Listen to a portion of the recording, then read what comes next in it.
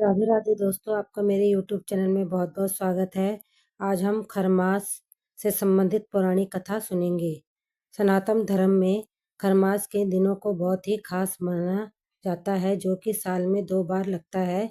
इस दौरान कई सारे नियमों का पालन भी करना होता है। साल का पहला खरमास जब सूर्य धनु राशि में प्रवेश करता है और दूसरा जब सूर्य मीन में प्रवेश करता है, तब यानी कि मीन संक्रांति के समय लगता है।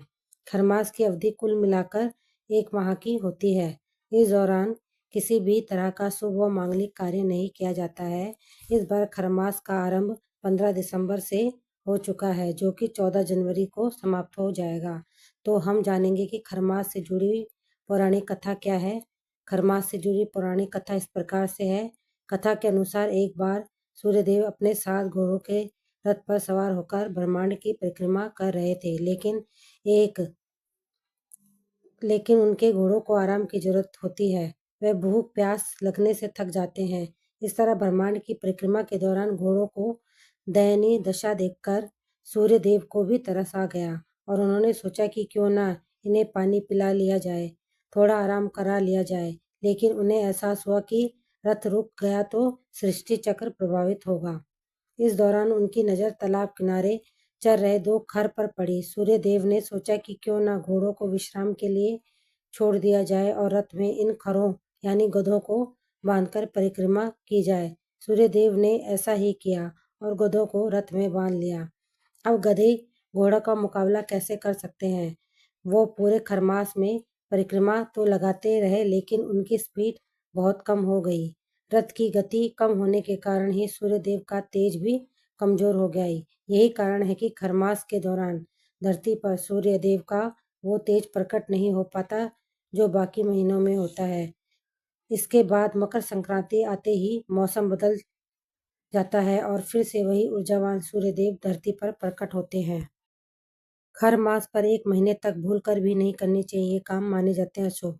इसका कारण है कि मकर संक्रांति के दिन ही सूर्यदेव ने उन खरों को वापस तालाब के किनारे छोड़ा था और अपने घोड़ों को वापस रथ में शामिल कर फिर से अपनी रफ्तार पकड़ी थी। इसका असर यह हुआ कि खर की धीमी गति के कारण सूर्यदेव की परिक्रमा भी धीमी गति से हो गई।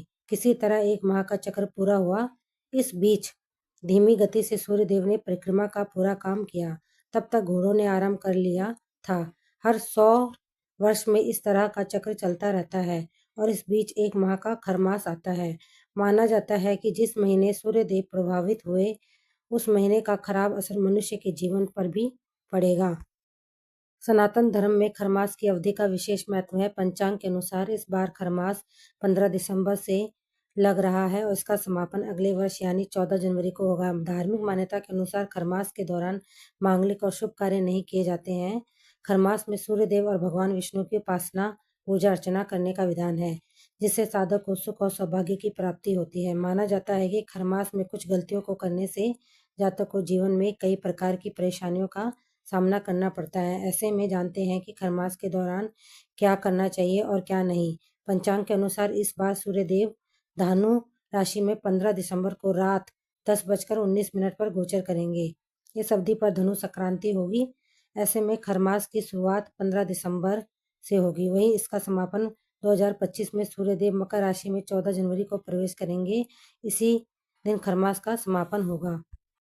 तो आइए जानते हैं कि खरमास में क्या करें। खरमास में सूर्यदेव और श्री हरि की पूजा अर्चना करनी चाहिए। श्रद्धा अनुसार मंदिर या गरीबों को अन्न और धन का दान करना चाहिए। पूजा के दौरान मंत्रों का जप करें। सूर्यदेव को आराध्य देना शुभ माना जाता है। जीवन में मानसिक शांति के लिए रोजाना ध्यान करें। आइए जानते हैं खरमास में क्या ना करें।